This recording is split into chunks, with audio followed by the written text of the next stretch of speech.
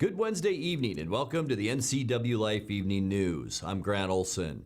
Before we get to today's top news stories, let's take a quick look outside our weather window. And once again, a windy weather window as we take a look out from our Rondo Sky-Fi camera back at the Wenatchee area. You can see Turtle Rock way down at the end of the shot there, and also Highway 97, but also wind blowing out there. And we have seen plenty of wind. It really came up yesterday and last night. We saw some pretty steady wind today, but I still don't think we have seen the strongest wind that we're going to see today. Look at these projections for forecast maximum wind gusts. That's right, you're not reading that incorrectly. Wenatchee, 50 to 55 mile an hour gusts are still possible. Down in Ellensburg, 55 to 60 mile an hour winds. And things get a little better then if you're traveling east through the I-90 corridor into Spokane, but still lots of wind there between 25 and 30 miles an hour. We'll talk more wind and when it will end here in the Wenatchee Valley coming up a little bit later on in your weather forecast. And now a few of the stories we're following for you tonight. There were 38 people arrested for dealing drugs at the Paradiso Festival at the Gorge Amphitheater this year. We have another update tonight on the dog that was shot and left for dead near Beehive Reservoir in early June. And it hasn't yet reached the level of concern seen in Seattle, but a task force is being formed to address a growing number of tent camps along the Columbia River here in the Wenatchee Valley. But first, we begin tonight. The Okanagan County Sheriff's Office Canine Unit assisted Homeland Security investigations with a cross-border air smuggling investigation that happened on the Okanagan National Forest near the town of Mazama on Monday.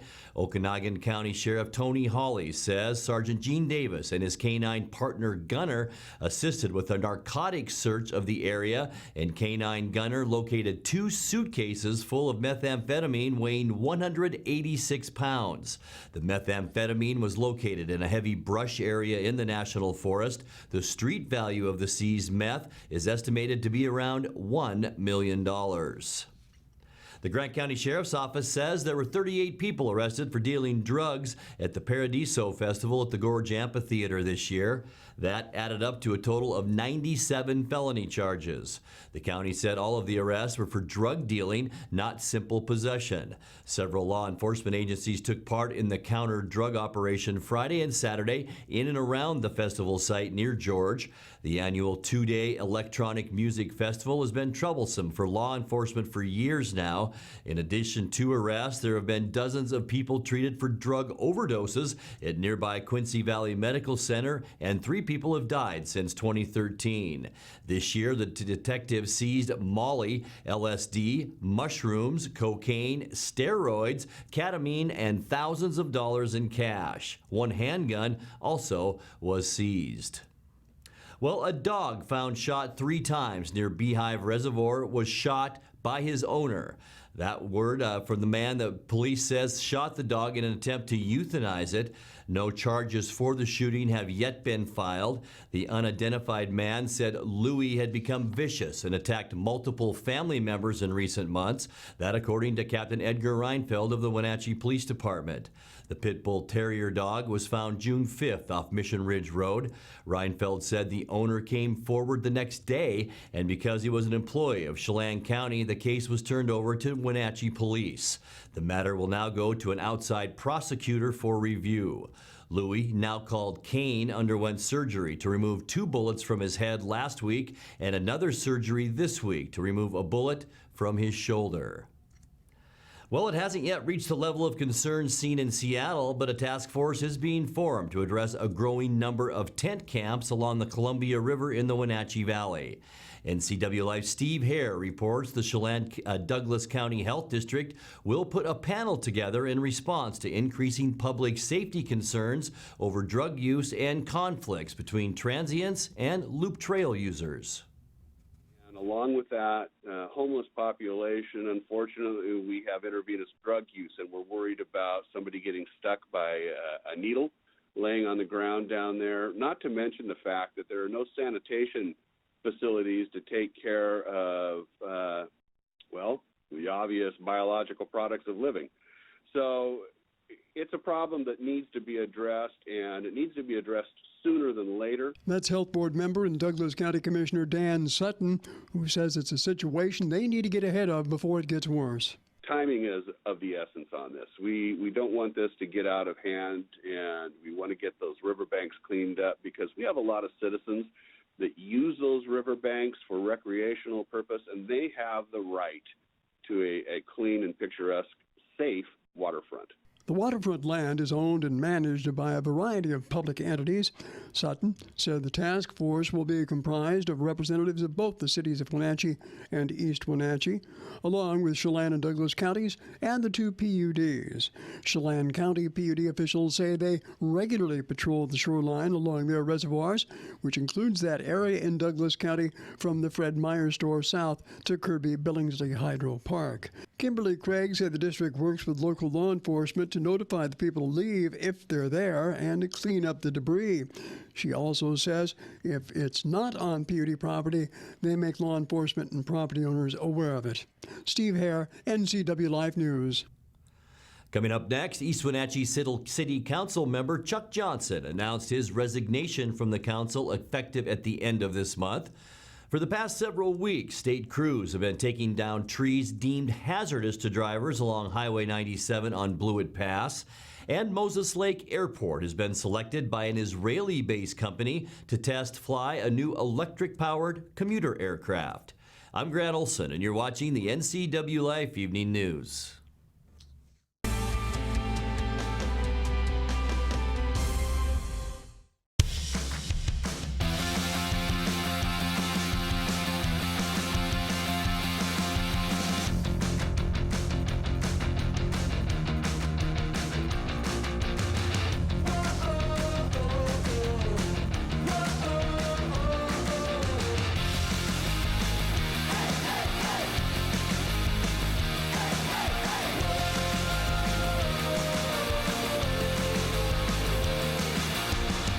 I'm Tom from Alpine Air Heating and Cooling. At Alpine Air, we think of ourselves as customer service-oriented retailers.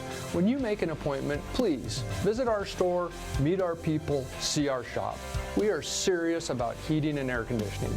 Carrier and Alpine Air are offering huge factory rebates and financing options for all your needs. Turn to the experts at Carrier and Alpine Air. Call for your free replacement estimate.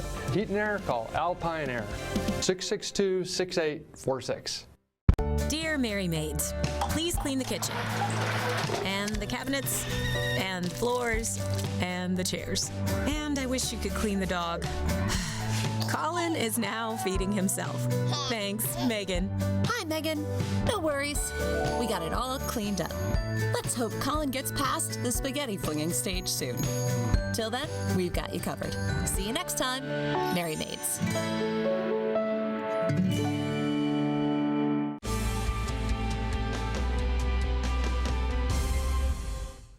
Welcome back. In another news, a Rock Island man has been sentenced to 1 year in prison after pleading guilty to taking a joyride through the Wenatchee Valley Mall in a BMW station wagon last month.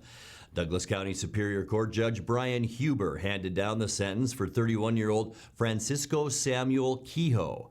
Kehoe was charged with felony DUI, malicious mischief, possession of methamphetamine, and reckless endangerment after he crashed his car through the mall's glass entry. It was back on May 8th and then drove slowly through the main walkway before reversing direction and exiting out the building from where he entered.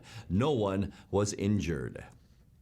Well, at Tuesday night's regular meeting, East Wenatchee City Council member Chuck Johnson announced his resignation from the council effective at the end of this month. Johnson said he and his wife plan to move to Redmond to be closer to their son and daughter. Johnson served 13 years on the East Wenatchee Council, and prior to that, 10 years on the Wenatchee City Council. He was presented with a certificate of appreciation by East Wenatchee Mayor Steve Lacey at Tuesday's meeting. Well, for the past several weeks, state crews have been taking down trees deemed hazardous to drivers along Highway 97 on Blewett Pass.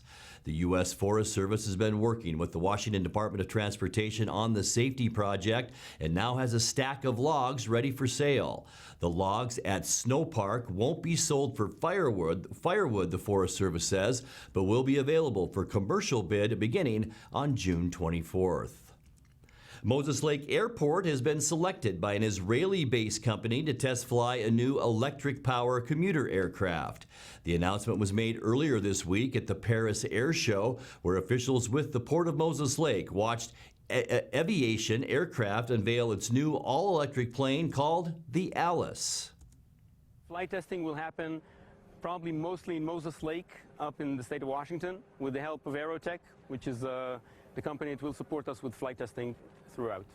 Alice is a 9-passenger aircraft that is designed for short commuter flights between 100 and 600 miles at a speed of about 230 miles per hour.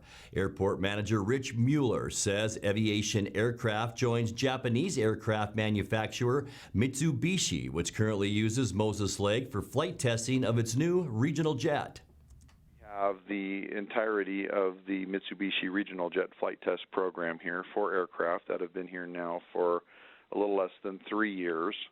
That has brought 250 Japanese nationals to Moses Lake and another 150 Aerotech engineers that many of them have become Mitsubishi employees over the last year, and those come from all over the world. So because of our connections that we've had with Japan for about 55 years now, between the Big Bend Community College and having Japan Airlines out here for 40 years, in some ways it's actually very pleasant to have a vibrant Japanese community in town again. So I can see something similar happening with this project, where we will be seeing engineers, international engineers, coming to spend time here in Moses Lake. So there will be some expansion because of that. We have had new hotels built because of the MRJ program, and we've had new apartments built because of that program as well. So I could see that trajectory continuing with this new project. Aviation CEO Omer Bar Yohei announced at the Paris Air Show that the company is targeting 2022 for service startup, pending FAA certification of the Alice aircraft. You're watching the NCWLIFE Evening News. Coming up next, tonight's feature story and your complete local weather forecast. That and much more still to come on the NCWLIFE Evening News. Stay with us.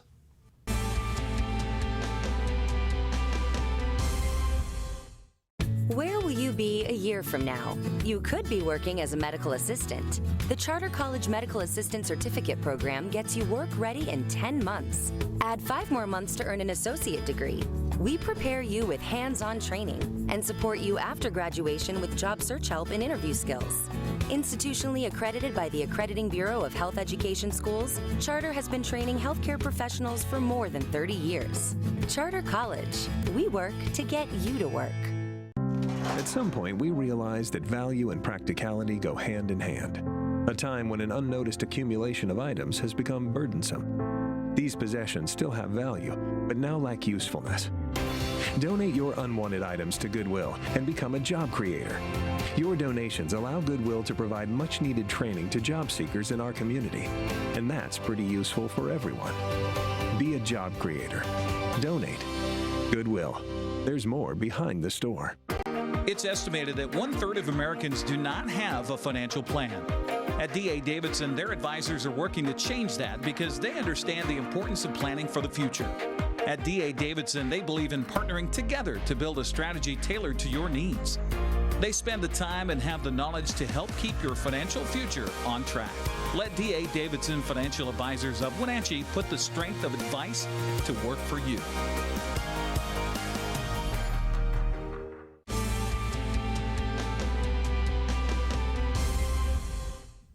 Welcome back to the NCWLIFE Evening News.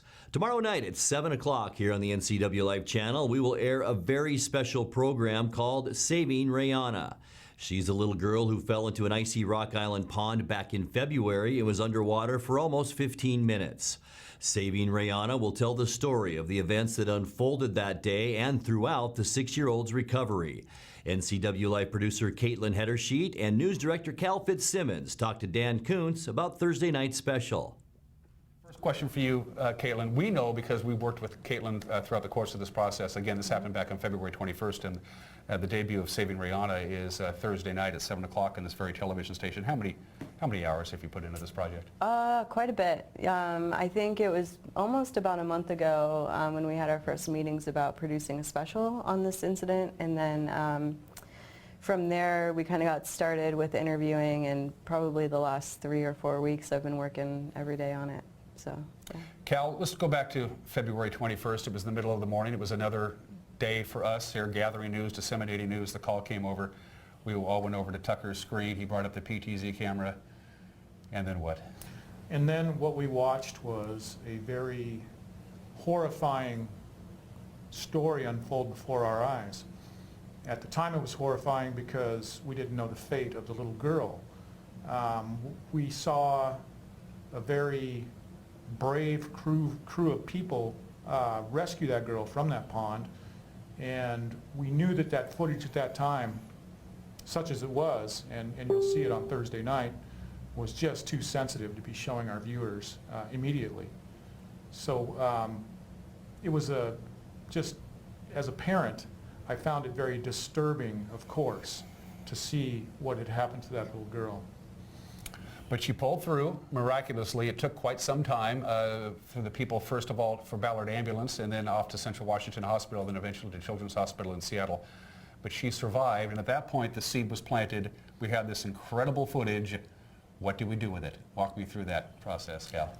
Okay, I think it was the next day, the fire captains from Douglas County Fire District 2 had caught wind that we had this video, and they asked if they could come in and watch it. We said, of course, you know, and they came in and they watched it, and it was emotional for them as it was for us the first day we watched it. But they also were providing some narration on what was going on the video. And there are a lot of things going on there that weren't readily apparent to us. And as they were narrating that, I started thinking, this is really important information to get out, to let people know exactly how well our first responders performed on the situation. And I think it was 2 days later, or the next day, I can't remember, but the firefighters themselves who were involved in the rescue came in to watch the video. And that was a whole different sort of vibe to it. They were silent, there were tears, and it was just really, really compelling and telling of how much they care.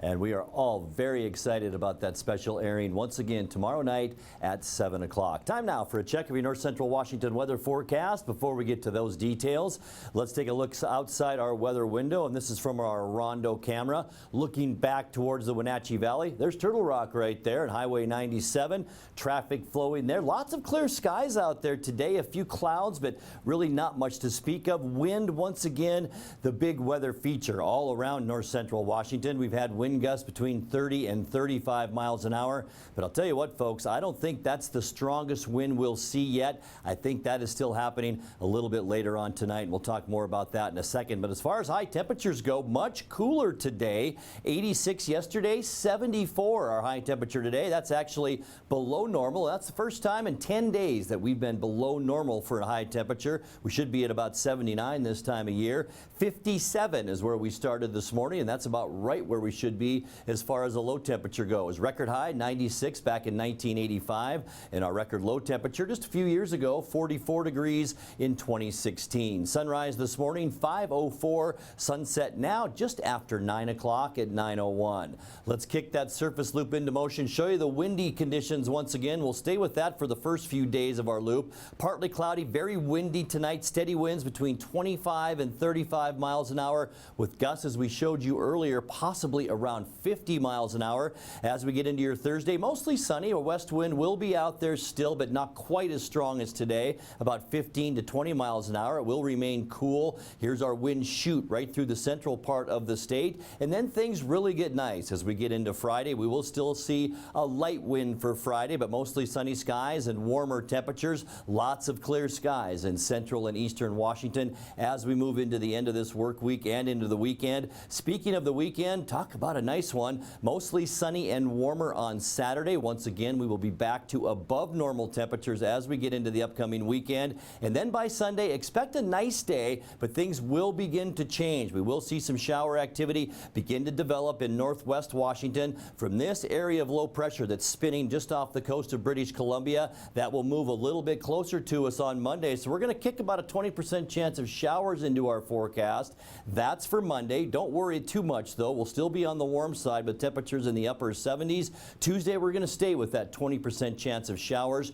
Just a little bit cooler on Tuesday as well, as some cooler Canadian air funnels down into Washington. But still, all in all, temperatures about normal. And boy, we could sure use the precipitation. Let's take a look now at your quick Lube and Tune forecast. 51 our overnight low tonight. And that's one of the cooler nights we've seen in a while. Talk about cool. 72 our high tomorrow. That'll be 7 degrees below where we should be for this time of year. As we get into Friday, back to more normal temperatures for the middle of June. 78 degrees Friday, 82 on Saturday. It looks like a beautiful weekend. 80 degrees on Sunday, 77 then on Monday with a 20% chance for showers, and goes for Tuesday as well. High then at 79. And that's a look at your local weather forecast. Coming up next, tonight's sports report with Eric Granstrom and more as the NCWLIFE Evening News continues right after this.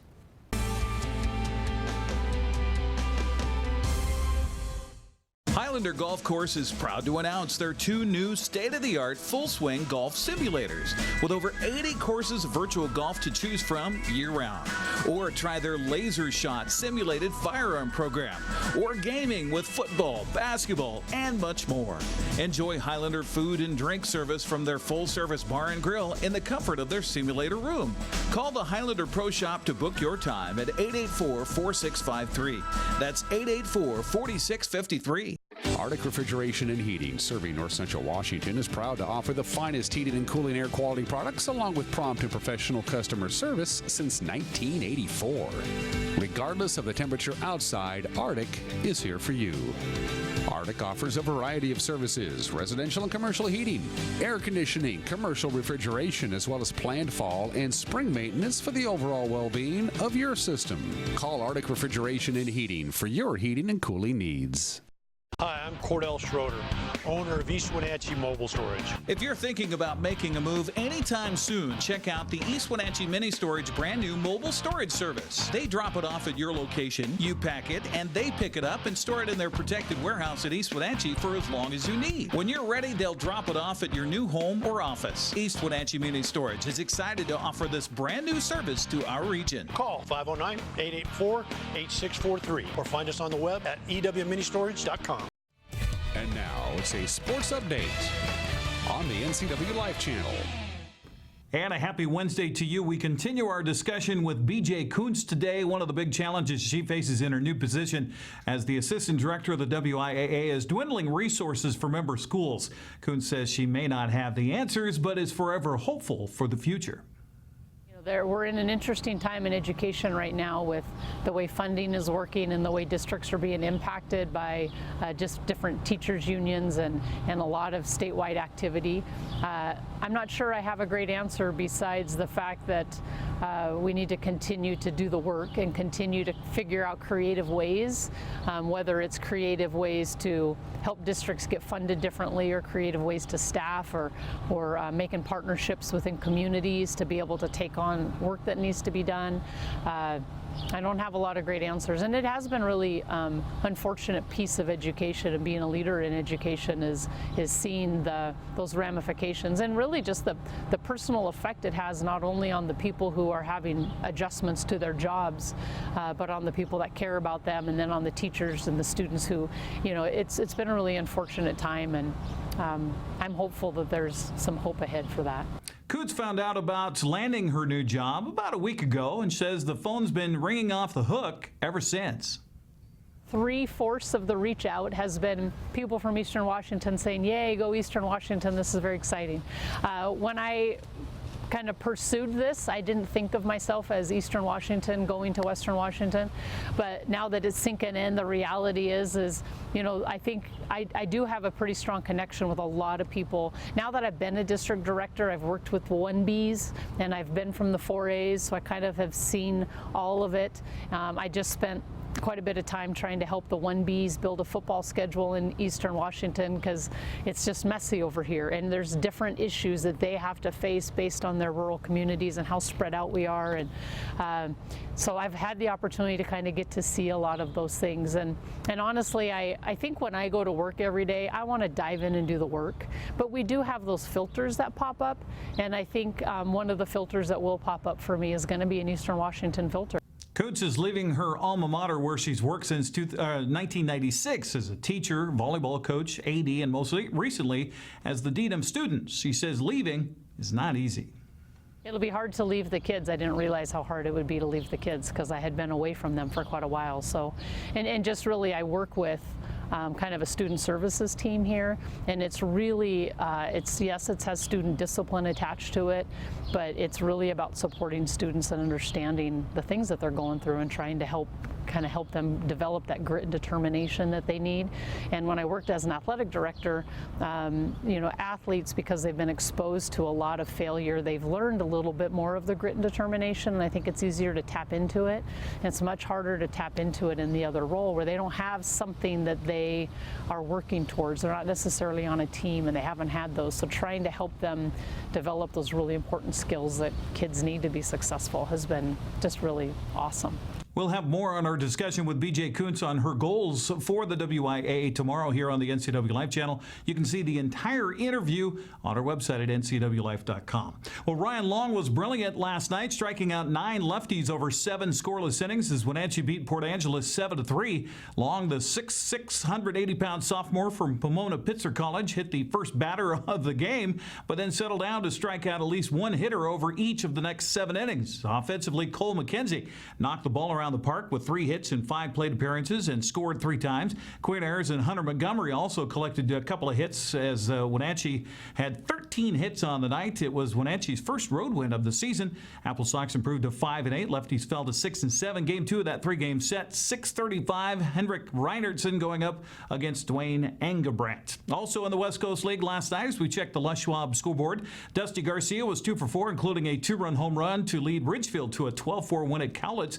Raptors collected 19 hits in the game, with 3 each by Aaron Zavala and Grayson Sterling. Andy Atwood was 3 for 5 with 5 RBIs to lead Corvallis to a 14-5 win over Bellingham. Knights also got 3 hits apiece from Jake Harvey and Brooks Lee. Patrick Caulfield's 3-run home run in the 5th inning was the difference as Walla Walla topped Portland 3-2. Ty Haukman combined with 5 sweet pitchers to strike out 11 pickles and hold Portland to 2 runs on 6 hits. Nick Nygaard and Gage Walla combined on a 5-hit shutout of Yacobo Valley and Kelowna's 3-0 victory Tuesday. The Falcons managed only 4 hits in the game, but scored in each of the final 3 innings for the win. Victoria feasted on Bend pitching with 21 hits and a 17-7 win at Royal Athletic Park. Frankie Neiman led the attack, going 5 for 5 with 2 runs and 4 RBIs as the Harbor Cats improved to 8-5. Well, here's what the current standings look like in the West Coast League North Division. Bellingham and Victoria now tied for first at 8-5. Yakima Valley is third at 6-6, while Port Angeles is fourth at 6-7. The Apple Sox 3 games out of first place. Kelowna last place at 3-8. Whit Merrifield hit a 3-run home run in the 4th and a 2-run bomb in the 8th with 6 RBIs to lead Kansas City past Seattle 9-0. Meanwhile, on the mound, Homer Bailey pitched 7 2/3 innings of no runs, 5 hits, 6 strikeouts to earn the victory. Seattle held to just 6 hits in the game. UC Kikuchi continued his struggles, going 5 innings, allowing 6 runs on 9 hits, including 2 home runs. His record now 3-5 on the season. 2 teams play the rubber match of that 3-game set. Marco Gonzalez on the mound against the Royals' Brad Keller. Checking the Les Schwab American League West scoreboard. Yeah, easy for me to say. Tyler Skaggs worked 7 1/3. 1-run, 3-hit ball to lead the Angels past Toronto 3-1. There you have the rest of the score. Cincinnati over Houston 4-3. Cleveland topped Texas 10-3. And Oakland bombed Baltimore 16-2. That's sports. I'm Eric Granstrom. Grant, back to you. And thank you, Eric. And that's going to do it for our newscast tonight. Before we go, I would like to wish our producer and director of the evening news, Uriah Darby, a very happy birthday. Without Uriah, there wouldn't be an evening newscast. I hope you have a great night tonight. I'm Grant Olson. Thanks for joining us, and have a great night, everyone.